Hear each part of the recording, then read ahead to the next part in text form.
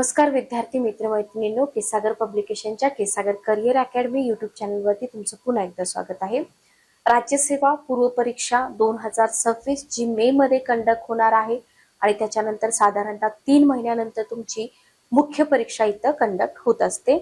तर राज्यसेवा descriptive pattern इथं राबवलेला आहे। सो तुम्हाला त्या पद्धतीने तयारी करायची आहे। विद्यार्थ्यांच्या मनामध्ये खूप सारे प्रश्न आहेत, जे की सगळे प्रश्न संदर्भ ग्रंथाबद्दलच आहेत की जो काही ऑप्शनल आपण निवडतोय त्याची मराठीमध्ये पुस्तकं अवेलेबल होतील का, किंवा UPSC चा दर्जा जर आपल्या परीक्षेमध्ये ठेवला गेला तर त्या लेवलचे क्वेश्चन आपण सॉल्व्ह करू शकू का, त्याच्यासाठी आपल्याला कंटेंट अवेलेबल होईल का।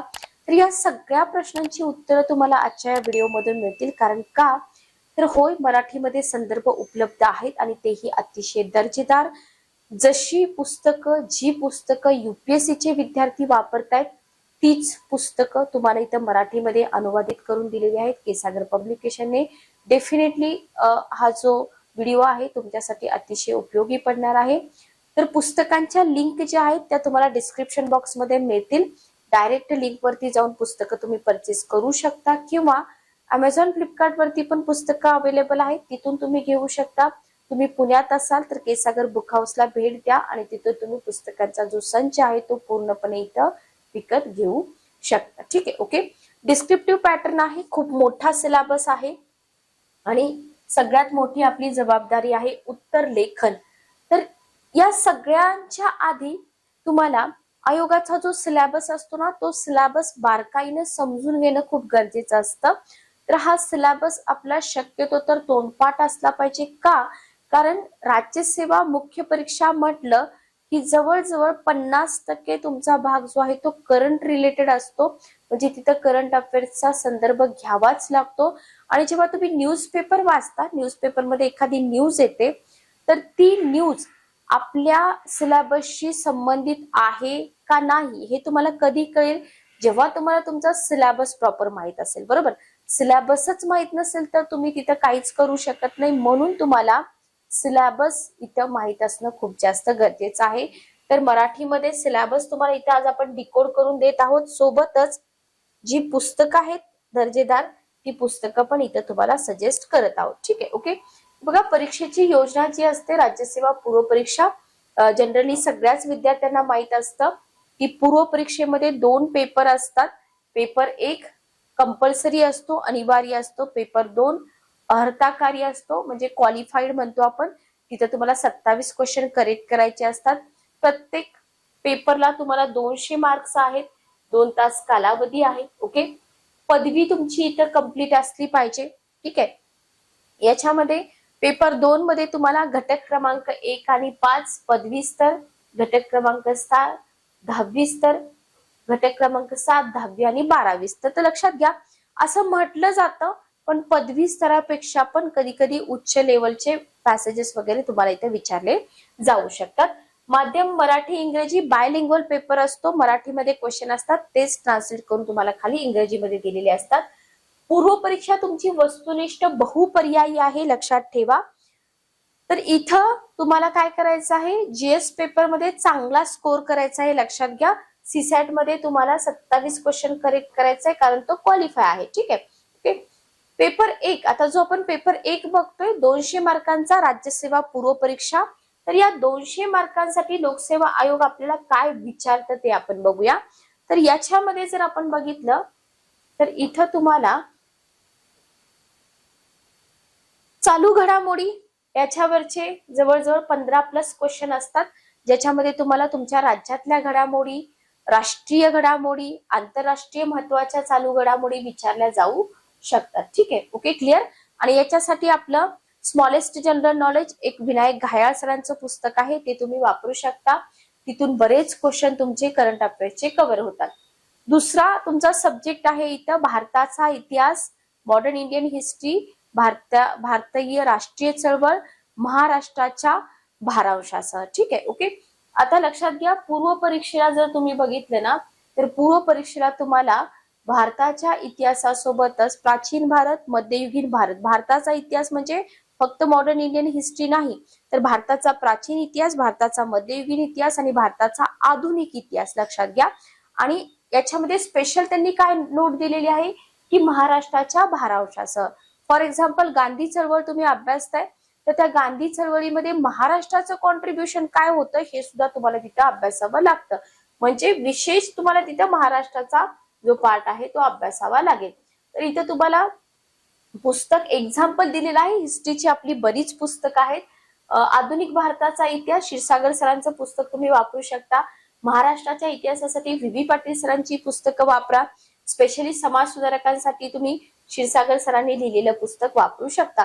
इतर पण पुस्तकं आहेत जसं की जे एल मेहता असतील, गायधनी सरांची पुस्तकं आहेत, त्याच्यानंतर आर एस शर्मा सरांचं आहे बरोबर, किंवा रोमिला थापरे मॅडमची पुस्तकं आहेत. सगळी पुस्तकं तुम्हाला मराठीमध्ये मिळून जातील.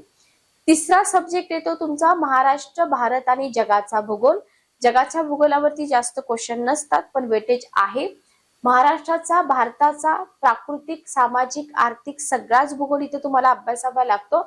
आणि जी पुस्तकं तुम्ही मेन्स साठी वापरणार आहात आन्सर रायटिंग साठी तीच पुस्तकं तुम्हाला प्रिलियम साठी सुद्धा वापरायची आहेत, लक्षात घ्या. फक्त भूगोलासाठी, महाराष्ट्राच्या भूगोलासाठी तुम्ही खतीब सरांचं पुस्तक वापरा.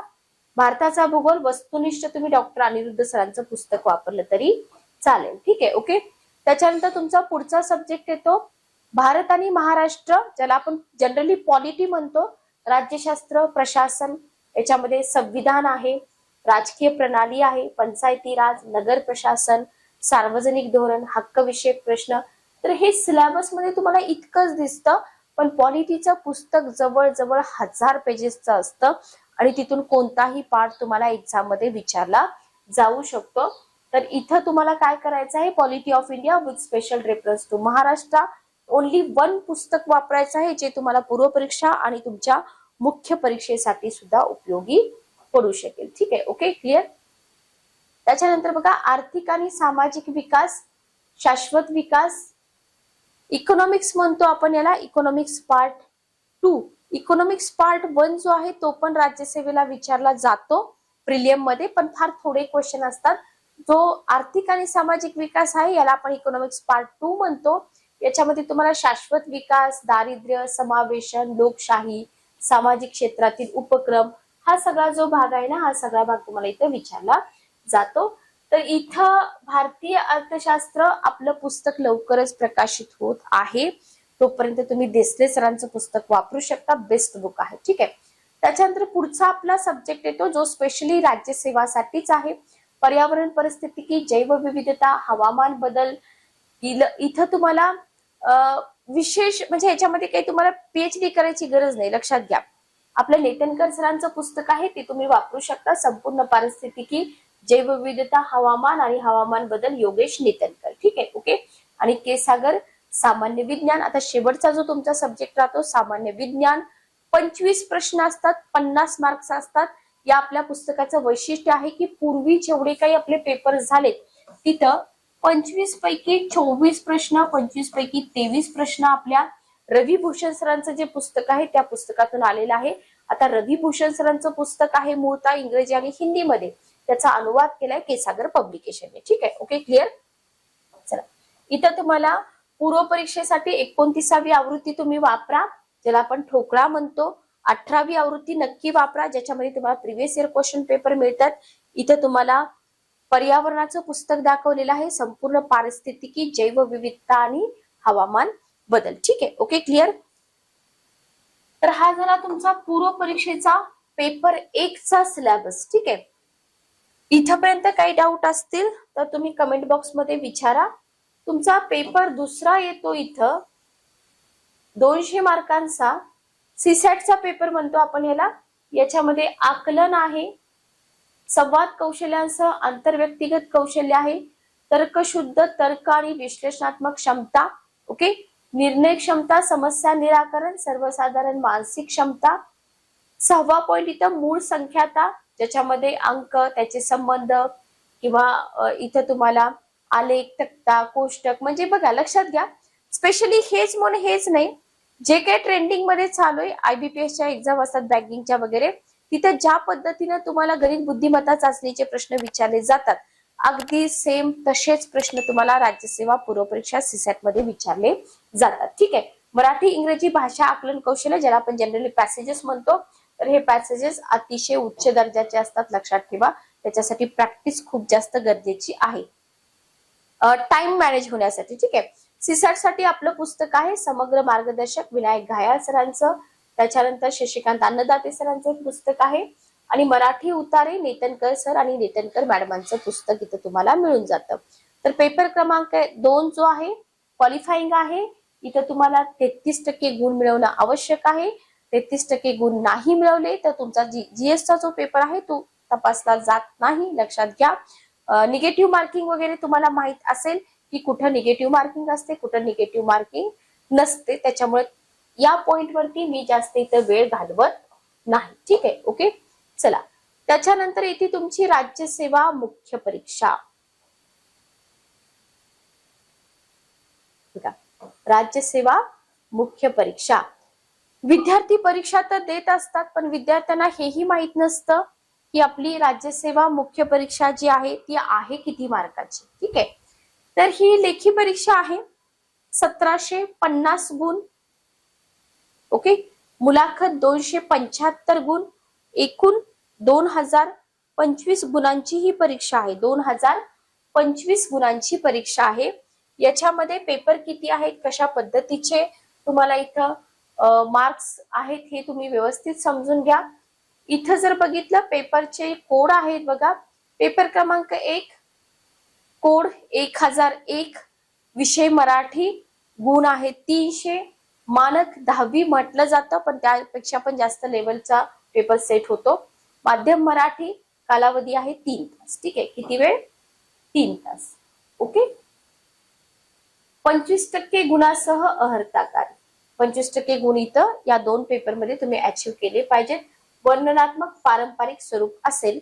पेपर क्रमांक 2 संकेतांक 1002, गुण आहे 300. माध्यम आहे इंग्रजी, वेळ आहे 3 तास. क्वालिफाईंग आहे 25% गुण तुम्ही इथं मिळवले पाहिजेत. ओके. त्याच्यानंतर बघा, आता हे झाले तुमचे क्वालिफाईंग पेपर. आता गुणवत्तेसाठी जे गणना करणारे पेपर आहेत ना, ते पेपर बघा. पेपर क्रमांक 3. आधी तर तुम्ही हे लक्षात ठेवा की कोणते पेपर गुणवत्तेसाठी कन्सिडर केले जातात, ज्याच्यामध्ये 3, 4, 5, 6, 7, 8, 9. ठीक आहे.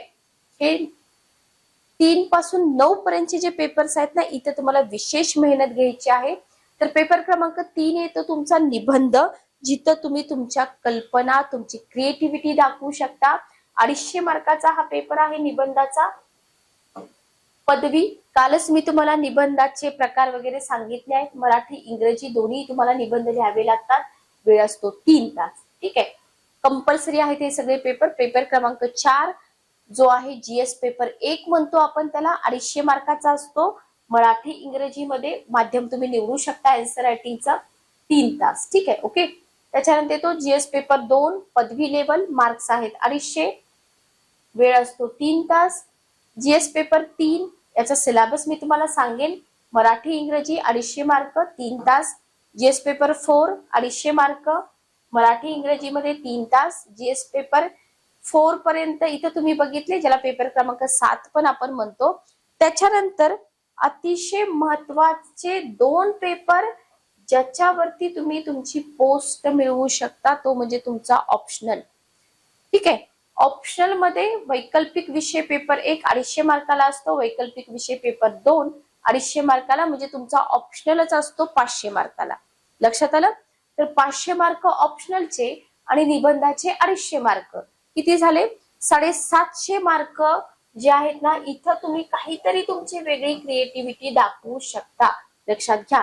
आणि या 2 पेपर वरतीच ठरतं की तुम्ही इथं पोस्ट मिळवणार आहात, तुम्ही फायनल लिस्ट मध्ये दिसणार आहात, तुम्ही इंटरव्ह्यू पर्यंत जाणार आहात. त्याच्यामुळं निबंध लेखन आणि ऑप्शनलचे जे पेपर आहेत ना, हे तुम्हाला इथं खूप चांगल्या पद्धतीने करावे लागतात. ठीक आहे. ओके. क्लिअर?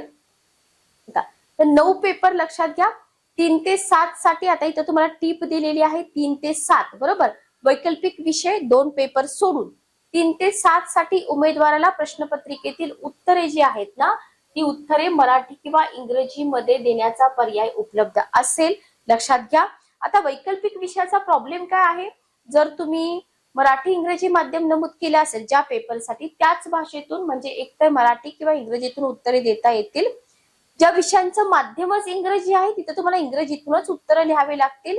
इथं तुम्हाला ऑनलाईन अर्ज भरताना पेपर लिहिण्याचं माध्यम निवडावं लागेल. लक्षात ठेवा, नियमांचं अनुपालन जर नाही केलं तर इथं तुमचे पेपर चेक केले जाणार नाही. ठीक आहे, तर तुम्ही कोणत्या लँग्वेज मध्ये कम्फर्टेबल आहात ती लँग्वेज टाका, त्याच लँग्वेज मध्ये तुम्ही इथं उत्तरं लिहिली पाहिजे. तर लँग्वेजचा हा जो मुद्दा आहे खूप महत्वाचा आहे, लक्षात घ्या. आता हे 9 पेपर तुम्ही लक्षात ठेवा, मी जे तुम्हाला एक्सप्लेन करून सांगितलेले आहेत 9 पेपर, 9 पेपर पैकी जो पहिला पेपर येतो अर्धा पेपर म्हणतो आपण याला, क्वालिफाईंग म्हणतो, 25% मार्कांचा हा पेपर तुम्ही क्वालिफाय केला पाहिजे. तर हा आहे मराठीचा पेपर.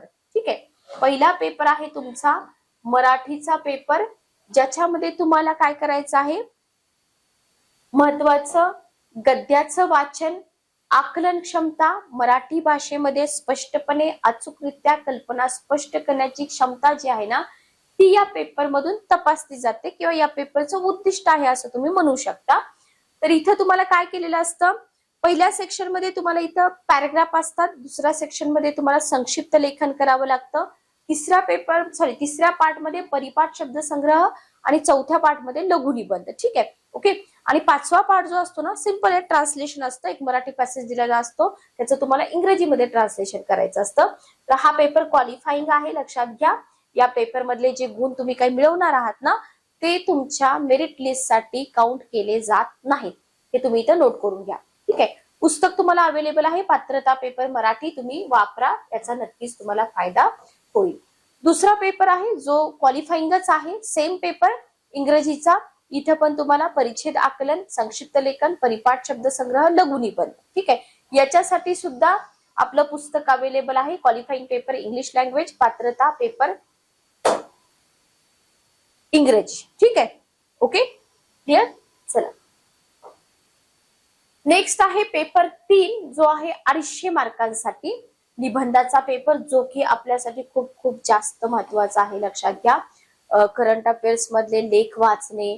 तर इथं तुम्हाला निबंध लेखन, जे मी तुम्हाला म्हटलं की एक मांडणी त्याची जी असते ना ती तुम्ही शिकून घ्या. आपलं 72 मराठी निबंधाचं पुस्तक अतिशय दर्जेदार आहे, इच अँड एव्हरी टाईपचे तिथं निबंध कव्हर केलेले आहेत आणि तिथून तुम्हाला निबंध लेखन कसं करायचं याची आयडिया मिळून जाईल. ठीक आहे, 72 मराठी निबंध आपल्या ऑफिशियल वेबसाईट वरती हे पुस्तक तुम्हाला अवेलेबल आहे. तर पेपर नंबर 3 जो आहे, पेपर नंबर 3 आपण इथं कव्हर केलेला आहे. नेक्स्ट येतो आपला पेपर नंबर 4, ज्याला आपण जीएस पेपर म्हणतो. तर या जीएस पेपर मध्ये तुम्हाला बघा, हा आहे पेपर नंबर 4, पण याला आपण जीएस पेपर नंबर काय म्हणणार, जीएस पेपर नंबर 1. लक्षात घ्या, याच्यामध्ये तुम्हाला जनरली विद्यार्थी काय करतात, हिस्ट्री जिओग्राफीचा पेपर म्हणून या पेपरला डिनोट करतात, पण लक्षात घ्या हा फक्त हिस्ट्री जिओग्राफीचा पेपर नाहीये. तर याचं टायटल आयोगाने काय दिलेलं आहे, भारतीय वारसा, संस्कृती, इतिहास आणि जागतिक भूगोल. ठीक आहे, आता हा झाला तुमचा एक पार्ट आणि सेकंड पार्ट आहे तुमचा महाराष्ट्राच्या काही भारांशासह.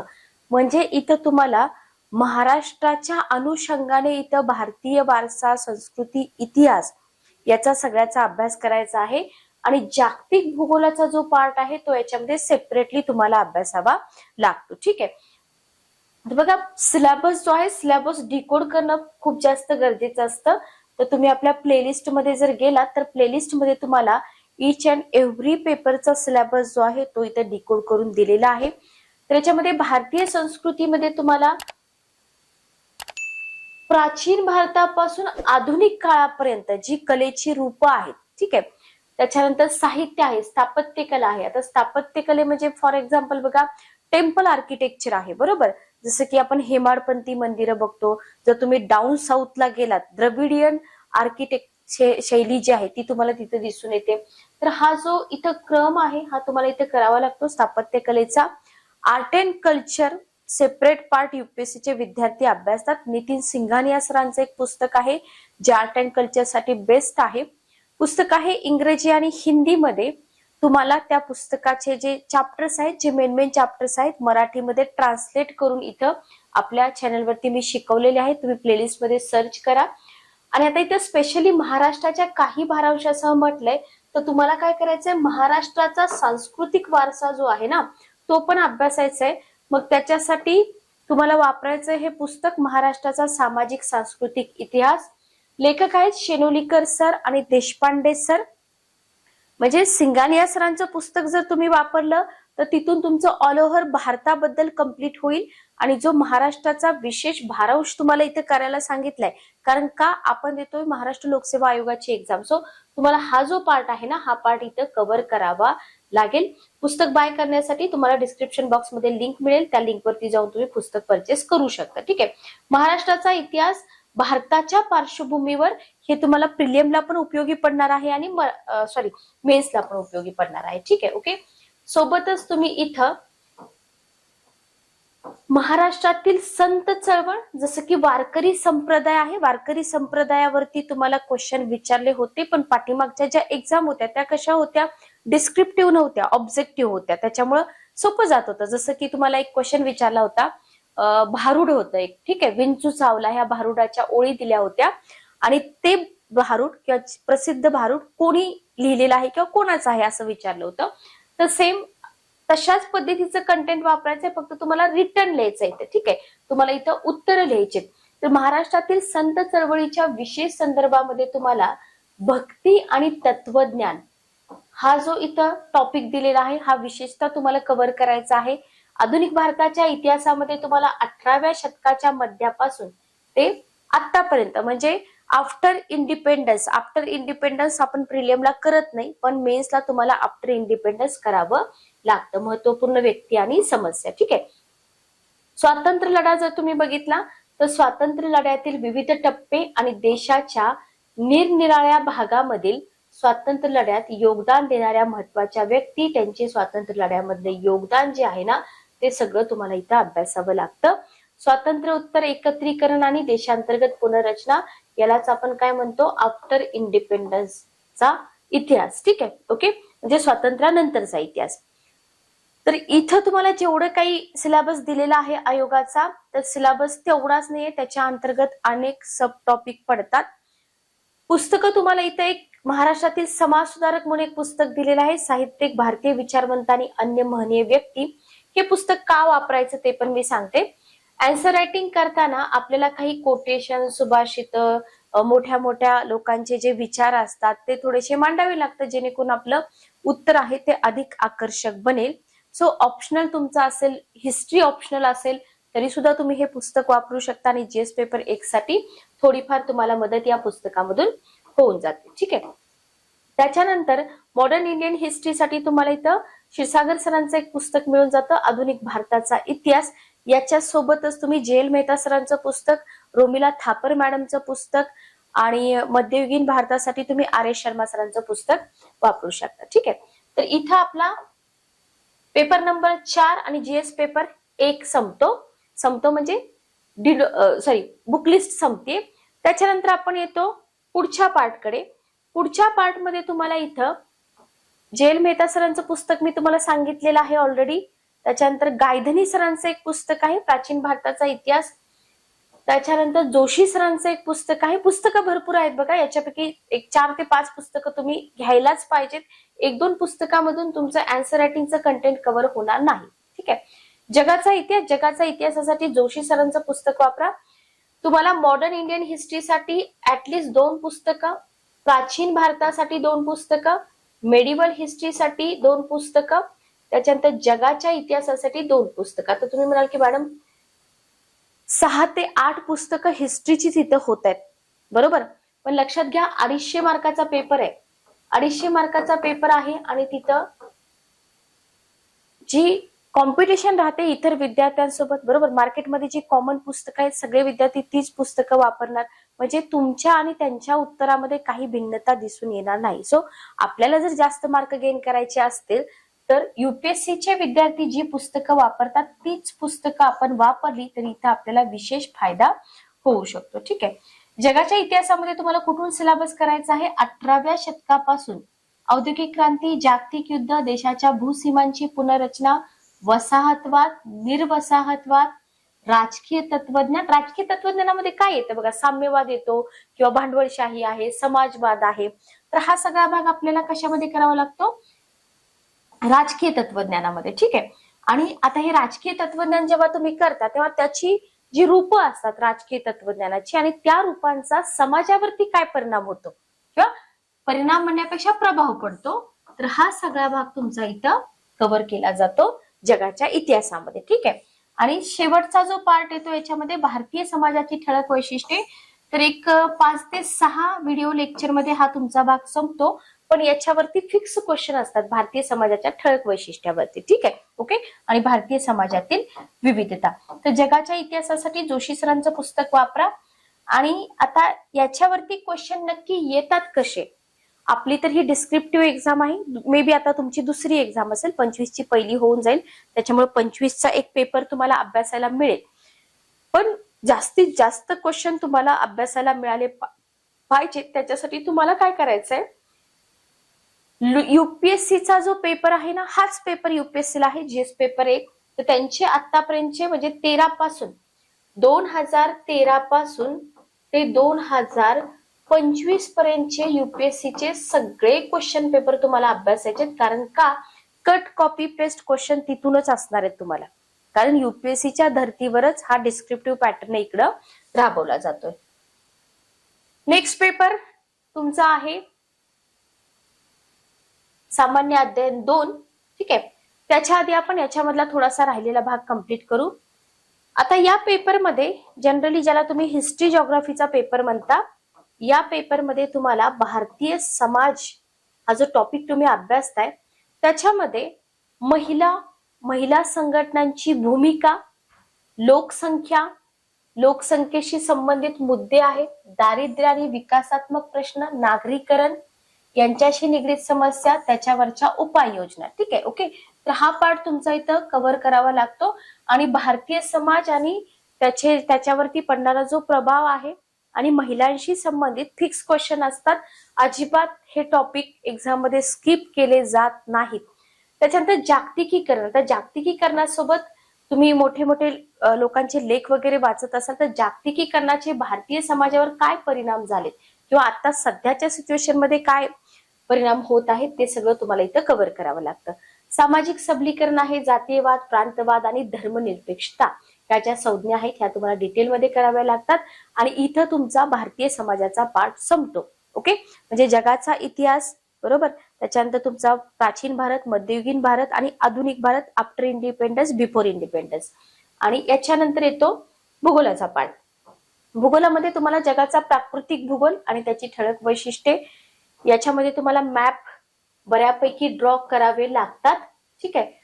ऑप्शनल मध्ये इच अँड एव्हरी क्वेश्चनला तुम्हाला मॅप ड्रॉ करावा लागतो, पण जीएस पेपर मध्ये जिथं गरज असेल तिथंच तुम्ही मॅप ड्रॉ करा. जागतिक भूगोलामध्ये तुम्हाला जागतिक प्रमुख साधन संपत्तीचं वितरण आहे, जगातील विविध भागामध्ये प्राथमिक, द्वितीय आणि तृतीय औद्योगिक सेवा ज्या आहेत ना, तर त्या सेवांच्या स्थानाला जबाबदार असणारे घटक, याच्यामध्ये तुम्हाला भारताचा पण सहभाग घ्यायचा आहे, लक्षात घ्या.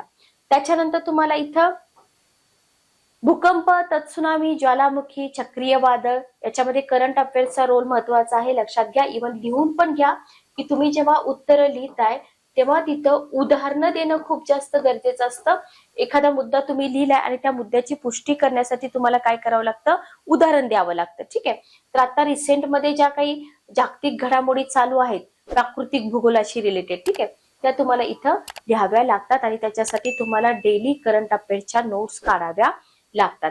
याच्यामध्ये तुम्हाला भौगोलिक वैशिष्ट्ये, त्यांचं स्थान, महत्वाची भौगोलिक वैशिष्ट्यांमध्ये वनस्पती, प्राण्यामधले जे बदल आहेत, इव्हन म्हणजे थोडक्यात काय माहिती का, सध्या न्यूज मध्ये पर्यावरणाशी रिलेटेड जो भाग आहे ना, तो सगळा तुम्हाला इथं जो थेरीचा पार्ट येतो, बरोबर, याच्यामध्ये तुम्हाला कव्हर करून काय करावं लागतं, एक तुमचं प्रॉपर आन्सर इथं बनवावं लागतं. ठीक आहे. आता जो रेग्युलरचा पार्ट आहे, जो बदलणाराच नाहीये प्राकृतिक भूगोलाचा, त्याच्यासाठी तुम्हाला दाते सरांचं पुस्तक वापरायचंय. बेस्ट बुक आहे, संजीवनी दाते मॅडम आणि दाते सरांचं. तर याच्यामध्ये आता विद्यार्थ्यांना काय वाटतं की इथं फक्त प्राकृतिक भूगोल म्हणजे अगदी लिमिटेड असेल, की आम्हाला ओशनोग्राफी, क्लायमेटोलॉजी, त्याच्यानंतर जिओमॉर्फॉलॉजी आहे, कृषी भूगोल आहे, पर्यावरण भूगोल आहे, हे सगळं सेपरेटली करावं लागेल. पण असं नाहीये, लक्षात घ्या. या पुस्तकामध्ये तुम्हाला भूरूपशास्त्र म्हणजे जिओमॉर्फॉलॉजी, हवामानशास्त्र म्हणजे क्लायमेटोलॉजी, ओशनोग्राफी, एन्व्हायरमेंट जिओग्राफी हा सगळा पार्ट तुम्हाला एकाच पुस्तकामध्ये कव्हर करून मिळत आहे. म्हणजे प्रिलियमला तुम्हाला हे पुस्तक उपयोगी आहेच आहे, पण ज्या विद्यार्थ्यांचा ऑप्शनल वैकल्पिक भूगोल आहे ना, त्यांच्यासाठी सुद्धा हे पुस्तक उपयोगी ठरणार आहे. ठीक आहे, ओके, क्लिअर. चला, याच्यानंतर तुम्हाला प्रत्येक पेपरमध्ये महाराष्ट्राच्या विशेष संदर्भासहित म्हटलेलं आहे. तर इथं पण तुम्हाला महाराष्ट्राच्या भूगोलासाठी खतीब सरांचं पुस्तक वापरायचं आहे. प्राध्यापक के खतीब सरांचं पुस्तक महाराष्ट्राचा भूगोल, म्हणजे महाराष्ट्राचा जो काही भाग असेल तो तुमचा इथून कव्हर होऊन जाईल. दाते सर आणि दाते मॅडमांच्या पुस्तकाबरोबरच अजून एक पुस्तक तुम्ही वापरू शकता, ते म्हणजे के सिद्धार्थ सरांचं पुस्तक. के सिद्धार्थ सरांची पुस्तकं युपीएससीचे विद्यार्थी वापरतात. India the physical aspects. तर ऑप्शनल असेल तर 2 पुस्तकं वापरा, ऑप्शनल जिओग्राफी नसेल तर फक्त दाते सरांचं पुस्तक वापरलं तरी चालेल. ठीक आहे, तर इथं तुमचा जीएस पेपर 1 संपतो. जीएस पेपर 1 म्हणजे पेपर नंबर 4. हे नेहमी लक्षात ठेवा. पेपर नंबर 4 म्हणजे काय? पेपर नंबर 4 म्हणजे जनरल स्टडी 1. ठीक आहे, पेपर नंबर 5 म्हणजे जीएस पेपर 2. ओके, आता जीएस पेपर 2 ज्यांचा पॉलिटिकल सायन्स ऑप्शनल आहे ना, त्यांच्यासाठी सोपा राहतो. आता होतं काय माहिती का, तुमची आवड निवड याच्यावरती डिपेंड करतं तुम्ही ऑप्शनल कोणता ठेवणार आहात. पण जर आपण फायद्याचा विचार केला, लक्षात घ्या, फायदा आणि आपला टाइम वाचवायचा विचार केला, तर हिस्ट्री, जिओग्राफी, पॉलिटी हे 3 ऑप्शनल अतिशय स्ट्रॉंग आहेत. 50% सिलेबस ओव्हरलॅप होतोय, त्याच्यामुळे तुमचा टाइम आहे तो टाइम वाचेल. अभ्यासाचा जो टाइम आहे, जसं की तुम्ही सोशोलॉजी ऑप्शनल ठेवताय किंवा मॅथ्स ऑप्शनल ठेवताय, तर इथं जो टाइम जाणार आहे सध्या, म्हणजे बघा काही विद्यार्थ्यांना हे पटणार नाही, कारण काही लोकांचं ग्रॅज्युएशन जे असतं ना पर्टिक्युलर सब्जेक्ट मध्ये असतं. मग जिथं आपलं पीजी वगैरे असतं त्याच्यामध्ये तुमचा इंटरेस्ट असतो, मान्य आहे. पण स्पर्धा परीक्षेमध्ये ऑलरेडी इतका मोठा सिलेबस आहे प्रत्येक पेपरचा, आणि त्याच्यामध्ये जर तुम्ही तुमचा ऑप्शनल या प्रिलियम मेन्सला ओव्हरलॅप करणारा जर नाही सिलेक्ट केला, तर काय होतं माहिती का, तुमचं म्हणजे बर्डन जास्त येतं, अभ्यासाचं बर्डन जास्त येतं. ठीक आहे, तर रिझल्ट कोणत्या विषयाचे जास्त आहेत तो विषय तुम्ही नक्की चेक करा. त्याच्यामध्ये तुम्हाला आवड नसेल तर आवड निर्माण करा, कारण का रिझल्ट खूप चांगले येतात. लक्षात घ्या, जिओग्राफी ऑप्शनल आहे, हिस्ट्री ऑप्शनल आहे, बरोबर, किंवा तुमचा पॉलिटिकल सायन्स ऑप्शनल आहे, तर या 3 विषयाचा नक्की विचार केला पाहिजे. तर हा आहे आपला सामान्य अध्ययन पेपर 2. ज्यांनी पॉलिटिकल सायन्स ऑप्शनल ठेवलेला आहे, तर त्यांना इथं खूप जास्त फायदा होतो, लक्षात घ्या. तर सामान्य अध्ययन पेपर 2 मध्ये तुम्हाला प्रशासन, संविधान, राज्यशास्त्र, सामाजिक न्याय, इंटरनॅशनल रिलेशन आणि नेहमीप्रमाणे महाराष्ट्राच्या काही भारांशासह. आतापर्यंत आपण डिस्क्रिप्टिव्ह पॅटर्न नव्हता, तरी सुद्धा आपण आपल्या भारताच्या कॉन्स्टिट्यूशनचा अभ्यास करत होतो, भारतीय संविधानाचा अभ्यास करत होतो पॉलिटीमध्ये, बरोबर. ह्याच्यामध्ये ऐतिहासिक पार्श्वभूमी आहे. ऐतिहासिक पार्श्वभूमीमध्ये आपण काय करत होतो की आपल्या संविधानाची निर्मिती कशी झाली, ब्रिटिश लोकांची पार्श्वभूमी आपण इथं अभ्यासत होतो. क्राऊनच्या अंतर्गत असणारे कायदे, ईस्ट इंडिया कंपनीच्या अंतर्गत असणारे कायदे, त्यालाच आपण म्हणतो ऐतिहासिक पार्श्वभूमी, बरोबर. ऐतिहासिक पार्श्वभूमी म्हणजे काय माहितीये का, ब्रिटिश ईस्ट इंडिया कंपनीच्या कारकिर्दीपासून ते क्राऊनच्या अंतर्गत भारताचं सगळं साम्राज्य गेलं तिथपर्यंत जे काही चेंजेस झालेले आहेत, आणि तिथून पुढे जेव्हा 47चा कायदा बनतो, 47च्या कायद्यानंतर आपल्या संविधान निर्मितीची प्रक्रिया कशी झाली, या सगळ्यांचा समावेश कशामध्ये होतो, ऐतिहासिक पार्श्वभूमी मध्ये होतो. ठीक आहे, त्याच्यानंतर आहे उत्क्रांती, वैशिष्ट्ये, सुधारणा, महत्वपूर्ण तरतुदी आणि मूलभूत संरचना. तर इतका पार्ट तर आपण प्रिलियमला केलेलाच असतो, याच्यामध्ये अवघड काहीच नाहीये. फक्त प्रिलियमला तुम्ही ऑब्जेक्टिव्ह लक्षात ठेवत होता, इथं तुम्हाला डिस्क्रिप्टिव्ह म्हणजे सगळं लिखाणच करायचं आहे. ओके, सेकंड पार्ट याच्यामध्ये येतो संघ आणि राज्य. संघ आणि त्याची राज्य हा आपला टॉपिक होता, बरोबर. त्यांची कार्य आणि जबाबदाऱ्या, संघ राज्य रचनेशी संबंधित प्रश्न आणि आव्हाने, स्थानिक पातळीवर अधिकार आणि वित्त व्यवस्था, त्यांचे प्रदान आणि त्यातील आव्हाने, विविध अंगामधील अधिकारांची विभागणी, वाद निवारण यंत्रणा आणि संस्था. तर हा भाग तुम्हाला इथं थोडासा वेगळ्या पद्धतीने विचारला जाऊ शकतो. मग तो कसा वेगळ्या पद्धतीने विचारतात त्याच्यासाठी काय करायचं, तुम्हाला प्रिव्हियस इयर क्वेश्चन पेपर अभ्यासायचे. आणि प्रिव्हियस इयर क्वेश्चन पेपर साठी तुम्हाला सुशील अहिरराव सरांचं पुस्तक आहे 2013 पासून 23 पर्यंतचे सगळे पेपर्स त्यांनी तुम्हाला तिथे एक्सप्लेन करून दिलेले आहेत. ठीक आहे, ओके. त्याच्यानंतर तुम्हाला भारतीय संविधानिक योजनेची इतर देशांशी तुलना, आपल्या देशाचं संविधान आणि इतर देशांचं संविधान, जसं की संविधानाचे प्रकार, लिखित संविधान, अलिखित संविधान, बरोबर. तर ते तुम्हाला इथे काय करायचंय, कम्पेअर करायचंय. म्हणजे आपल्या देशाचं संविधान आणि अमेरिकेचं संविधान याच्यामध्ये काय डिफरन्स आहे. ओके. त्याच्यानंतर पुढचा पार्ट येतो तुमचा संसद आणि राज्य विधानमंडळे. याच्यामध्ये तुम्हाला राज्यसभा, लोकसभा, संरचना, त्यांची कार्यप्रणाली, कामकाज कसं चालतं, अधिकार आणि विशेष अधिकार यांच्यापासून उद्भवणारे प्रश्न जे आहेत ना ते तुम्हाला इथं विचारले जातात. नेक्स्ट पार्ट आहे कार्यपालिका, न्यायपालिका यांची रचना, संघटन आणि कार्य, सरकारची मंत्रालये, विभाग, दबावगट पूर्वी पण तुम्हाला राज्यसेवेला विचारलं जात होतं. औपचारिक अनौपचारिक संघ आहेत, त्यांची राज्य व्यवस्थेमधली भूमिका काय आहे ते सगळं तुम्हाला इथं विचारलं जातं. ठीक आहे, ओके. स्थानिक स्वराज्य संस्था, ज्याला आपण पंचायत राज म्हणतो, तो पाठ देखील तुम्हाला इथं विचारला जातो.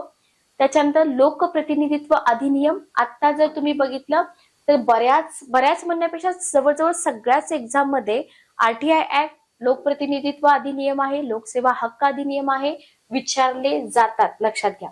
त्याच्यानंतर आहे विविध संवैधानिक पदांच्या नियुक्त्या, जसं की महाधिवक्ता असेल, महान्यायवादी असतील, राष्ट्रपती असतील, राज्यपाल असतील, तर इथे त्यांच्या नियुक्त्या कशा होतात, त्यांचे अधिकार काय आहेत, त्यांच्या जबाबदाऱ्या काय आहेत, हे सगळं तुम्हाला या पाठमध्ये अभ्यासावं लागतं.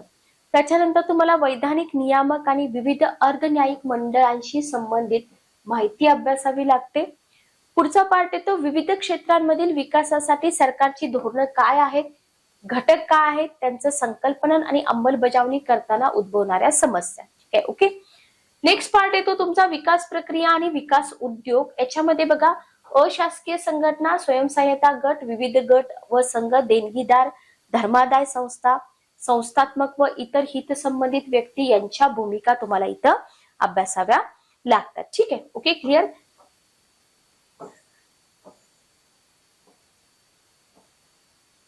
आता हा जो सगळा सिलेबस आहे ना, हा सिलेबस जवळजवळ 80% म्हणण्यापेक्षा 90% म्हणा, 10% आपण करंट अफेअर्सचा भाग धरूया, तो देखील इथून कव्हर होतोय.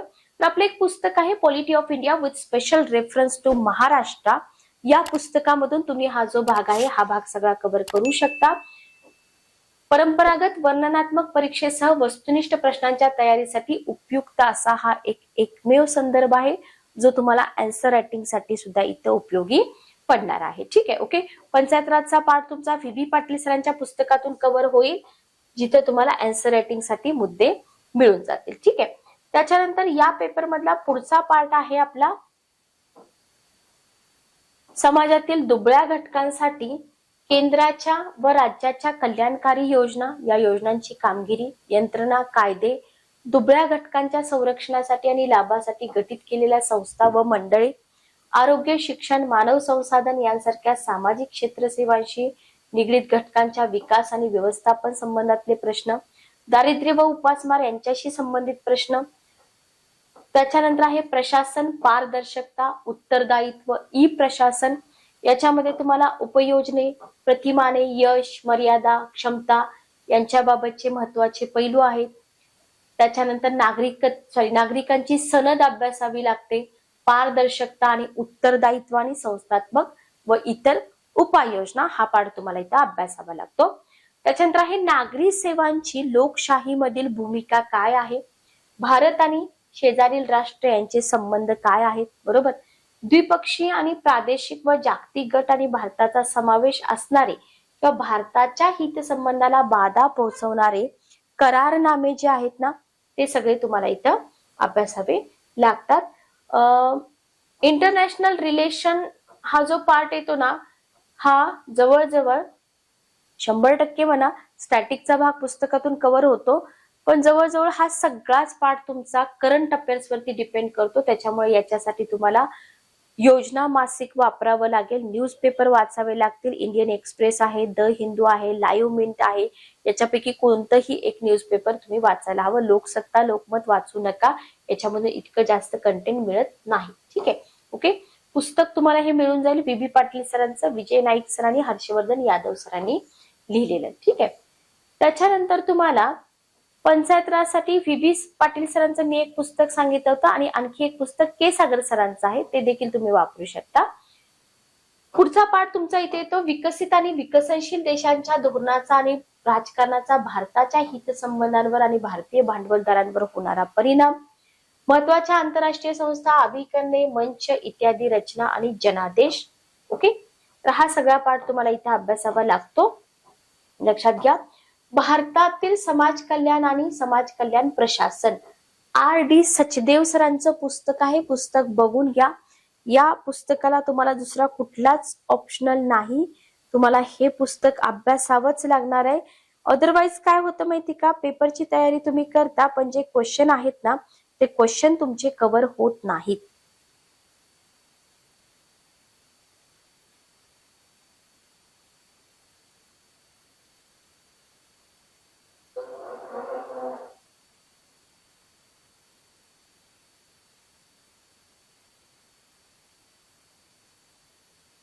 चला, तर RD सचदेव सरांचं पुस्तक तुम्हाला भारतातील समाज कल्याण प्रशासन याच्यामध्ये तुम्हाला जो काही सिलेबस आता आपण डिकोड केलेला आहे तो सिलेबस इथून तुमचा कव्हर होऊन जाईल. ठीक आहे.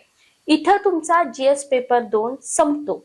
बघा, GS पेपर 2 चा सिलेबस तुम्हाला समजलाय का, व्यवस्थित बघून घ्या. त्याच्यानंतर येतो तुमचा GS पेपर 3, पेपर क्रमांक 6, गुण आहेत 250 मार्कांसाठी तुम्हाला हा पेपर विचारला जाणार आहे. तर याच्यामध्ये तुम्हाला सायन्स आणि टेक्नॉलॉजीचा पेपर म्हणतो आपण याला, सायन्स आणि टेक्नॉलॉजी. ठीक आहे. इथं बघा, तंत्रज्ञान, आर्थिक विकास, जैवविविधता, पर्यावरण, सुरक्षा, आपत्ती व्यवस्थापन, महाराष्ट्राच्या काही भारांशासह. तर तुम्ही एक गोष्ट नोटीस केली असेल की प्रत्येक ठिकाणी महाराष्ट्राच्या काही भारांशासह असंच म्हटलेलं आहे, बरोबर. भारतीय अर्थव्यवस्था आणि नियोजनाशी संबंधित मुद्दे, साधन संपत्तीचं एकत्रीकरण, वाढ, विकास आणि रोजगार. पहिला पार्ट येतो इथं तुम्हाला भारतीय अर्थव्यवस्था आणि नियोजनाशी संबंधित मुद्दे, म्हणजे जो आपण प्रिलियमला इकॉनॉमिक्सचा पार्ट करतो तो थोडाफार म्हटलं तरी चालेल. साधन संपत्तीचं एकत्रीकरण, वाढ आणि विकास आणि रोजगार. ठीक आहे. त्याच्यानंतर आहे सर्वसमावेशक वाढ आणि त्याच्यातून उद्भवणाऱ्या समस्या. बजेट आहे, बजेटचा अभ्यास आपण प्रिलियमला पण करतो. सरकारी अर्थसंकल्प, पण इथे तुम्हाला डिस्क्रिप्टिव्ह पॅटर्न आहे, त्याच्यामुळं एक्स्ट्रा व्हॅल्यू ऍडिशनल मुद्दे करावेच लागतात. नेक्स्ट पार्ट आहे देशाच्या विविध भागामधली मुख्य पीक पद्धती, विविध प्रकारचे सिंचन पद्धती, साठवण, शेती उत्पादनांची वाहतूक आणि विपणन, मर्यादा व संबंधित अडचणी, शेतकऱ्यांच्या सहाय्यासाठी ई तंत्रज्ञान. हा जिओग्राफीचा भाग नाही, लक्षात घ्या. ठीक आहे. हा पार्ट तुम्हाला करावा लागतो. त्याच्यानंतर प्रत्यक्ष आणि अप्रत्यक्ष शेती अनुदान, किमान आधारभूत किमतीशी संबंधित मुद्दे, हे सगळं तुम्हाला बजेटमधून मिळून जाईल. सार्वजनिक वितरण प्रणाली, त्याच्यामध्ये उद्दिष्टे, कार्यप्रणाली, मर्यादा, सुधारणा, शिल्की साठा, अन्न सुरक्षाची समस्या, तंत्रज्ञान मोहीम आणि पशुपालनाचे अर्थशास्त्र तुम्हाला इथं अभ्यासावं लागतं. ठीक आहे. भारतातील अन्न प्रक्रिया आणि संबंधित उद्योग, याच्यामध्ये बघा व्याप्ती आणि महत्व, स्थान, प्रतिवाह, अनुवाह, आवश्यकता, पुरवठा साखळी व्यवस्थापन. ठीक आहे. ओके. त्याच्यानंतर हे भारतातील जमीन सुधारणा, याच्यावरती आपल्याला 4 मार्काला प्रिलियमला क्वेश्चन फिक्स विचारले जात होते. इकडे तुम्हाला डिस्क्रिप्टिव्ह मध्ये पण आहे. अर्थव्यवस्थेवर उदारीकरणाचे काय परिणाम झाले, औद्योगिक धोरणं जी आहेत ती औद्योगिक धोरणं आपण पूर्वी पण अभ्यासलेत, इथं पण अभ्यासायचे, पण इथं त्यांचा औद्योगिक विकासावर काय परिणाम झाला तो पण एक्स्ट्रा अभ्यासायचा आहे. ओके. पायाभूत सुविधेमध्ये तुम्हाला ऊर्जा, बंदरे, रस्ते, विमानतळ, रेल्वे हा पार्ट अभ्यासायचा आहे. गुंतवणूक प्रतिमाने पूर्णपणे आपल्यासाठी नवीन आहे, याला IMP करा. ठीक आहे. विज्ञान आणि तंत्रज्ञान, याच्यामध्ये तुम्हाला घडामोडी, त्यांचे उपयोजन आणि दैनंदिन जीवनातील परिणाम अभ्यासायचे आहेत. विज्ञान तंत्रज्ञानातील भारतीयांची कामगिरी, तंत्रज्ञानाचे स्वदेशीकरण आणि नवीन तंत्रज्ञान विकसित करणे, माहिती तंत्रज्ञान, अवकाश, संगणक, रोबोटिक्स, सूक्ष्म तंत्रज्ञान, जैव तंत्रज्ञान या क्षेत्रांमधील जागरूकता आणि बौद्धिक मालमत्ता हक्कांशी संबंधित समस्या, हा सगळा भाग तुम्हाला इथं कव्हर करावा लागतो. तर सायन्स टेक्नॉलॉजीचा पेपर विद्यार्थी अवघड पेपर समजतात, पण अवघड नाहीये. प्रॉपर एका वेळेनं जर तुम्ही अभ्यास केला, चांगली पुस्तकं वापरली, तर तुमचा सिलेबस इथं अतिशय व्यवस्थित कव्हर होऊ शकतो. पुस्तकं फक्त चांगली वापरा, जेणेकरून तुम्हाला अडचण येणार नाही. जसं की तुम्ही विज्ञान तंत्रज्ञानासाठी प्रमोद जोगळेकर सरांचं पुस्तक वापरा.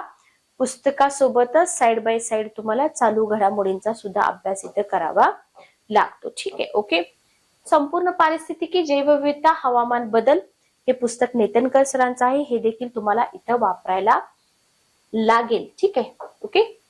त्याच्यानंतर आहे याच पेपरमध्ये पुढचा पार्ट तुमचा येतो संवर्धन, पर्यावरणीय प्रदूषण, अवनीती, पर्यावरणीय आघात निर्धारण. दिसतंय का बघा? आपत्ती व्यवस्थापन, आपत्ती जोखीम, लवचिकपणा, लवचिक समाज, विकास आणि उग्रवादाचा प्रसार यांच्यामधले दुवे आहेत. अंतर्गत सुरक्षेसाठी आव्हाने निर्माण करण्यात बाह्य राज्य आणि गैरराज्य घटकांची भूमिका. ओके. संप्रेषण जाळ्यामार्फत अंतर्गत सुरक्षेसाठी आव्हाने, अंतर्गत सुरक्षा आव्हानांमध्ये प्रसार माध्यमे, सामाजिक नेटवर्किंग साइटची भूमिका, सायबर सुरक्षेच्या मूलभूत बाबी आहेत, आर्थिक गैरव्यवहार आणि त्याच्यावरचे प्रतिबंध. ठीक आहे. त्याच्यानंतर आहे सुरक्षा आव्हाने आणि सीमा क्षेत्रातील त्यांचं व्यवस्थापन, दहशतवादाबरोबर संघटित गुन्हेगारीचा संबंध. अतिशय सखोलपणे हे सगळे टॉपिक तुम्हाला अभ्यासावे लागतात. फक्त वरवर वाचून चालत नाही. विविध मार्गाने तुम्हाला इथं कंटेंट क्रिएट करावं लागतं आणि त्याच्या फाईल बनवून तुम्हाला मल्टिपल टाइम रिव्हिजन पण करावी लागते. ठीक आहे. विविध सुरक्षा दले आणि अभिकरणे व त्यांचे जनादेश. ओके. तर हा सगळा पार्ट तुमचा इथं कव्हर करावा लागतो. या पेपरसाठी तुम्ही इकॉलॉजी अँड एन्व्हायरमेंट, पारिस्थितिकी आणि पर्यावरण, के सिद्धार्थ सर, एस मुखर्जी यांचं पुस्तक नक्कीच वापरले पाहिजेत. पुस्तकं मराठीमध्ये तुम्हाला ट्रान्सलेट करून दिलेली आहेत. ठीक आहे, ओके. चला, हिस्टॉरिकल प्लेसेस साठी तुम्ही जैन सरांचं पुस्तक वापरू शकता. आणि डिझास्टर मॅनेजमेंट बघा, याच्यामधला खूप मोठा भाग राहतो डिझास्टर मॅनेजमेंट. तर त्याच्यासाठी योजना मासिक वापरा. आपलं पुस्तक लवकरच मार्केटमध्ये येत आहे. सामान्य अध्ययन 4 पूर्णपणे नवीन असलेला हा पेपर, ज्याला आपण इथिक्स पेपर म्हणून ओळखतो.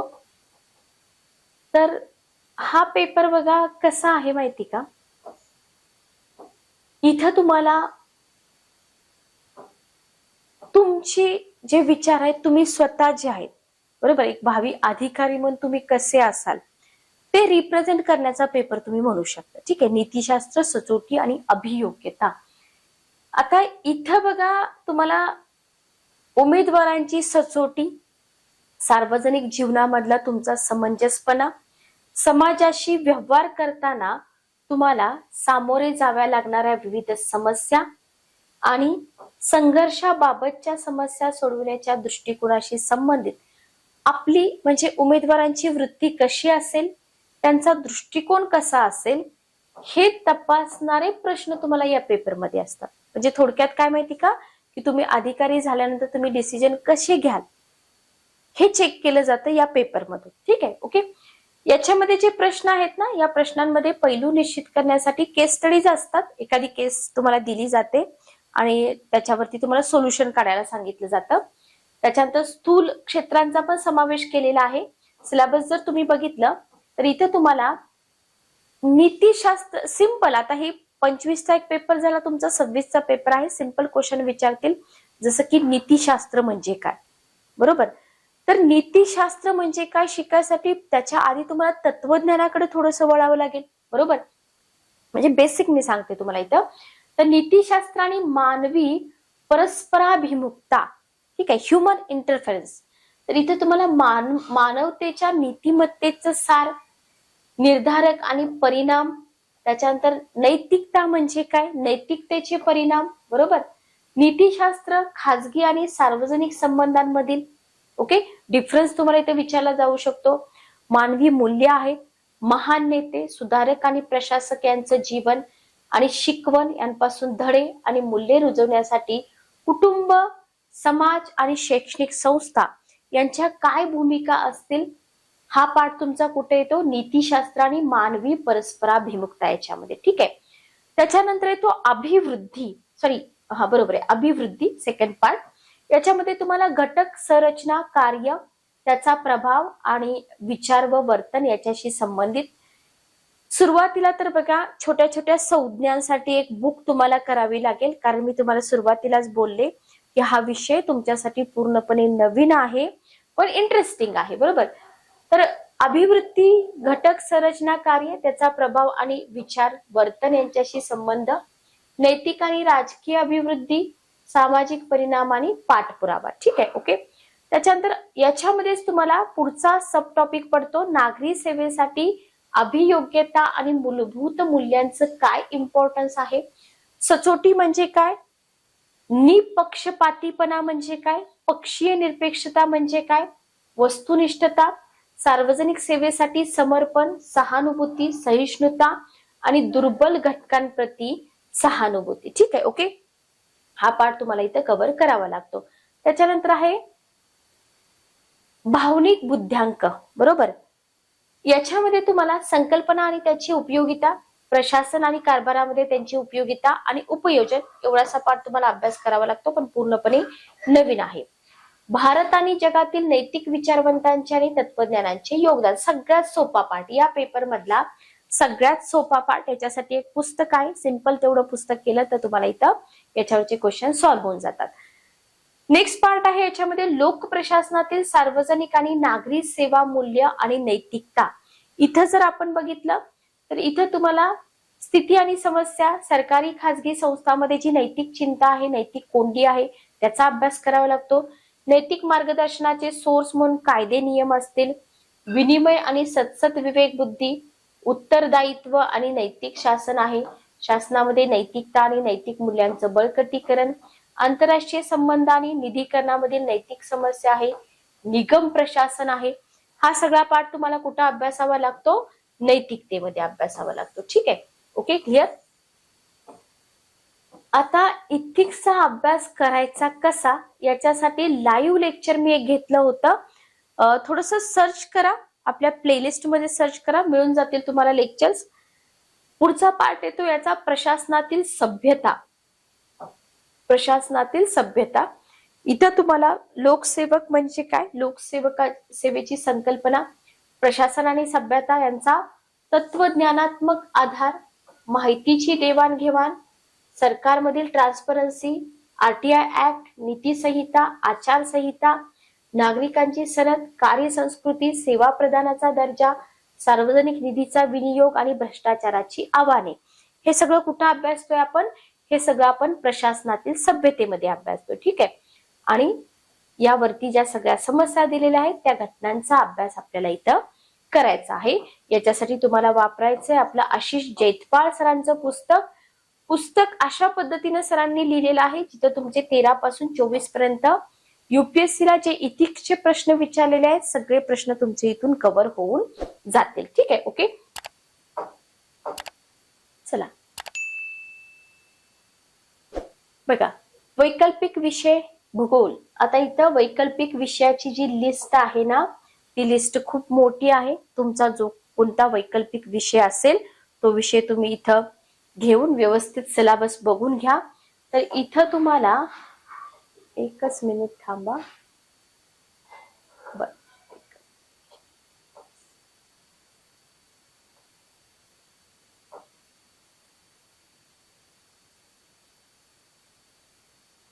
ओके.